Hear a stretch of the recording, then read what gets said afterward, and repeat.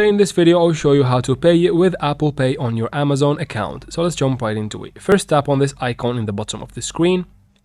And then now here, tap on your account right there.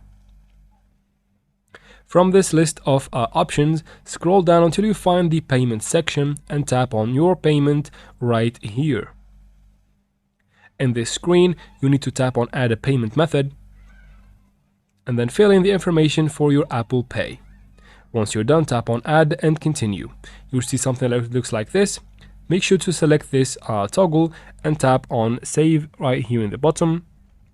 Again, from here, that means if you get this screen, you have successfully added the Apple Pay to your Amazon account, and the next time you go ahead and shop from Amazon, you'll be paying directly from your Apple Pay account.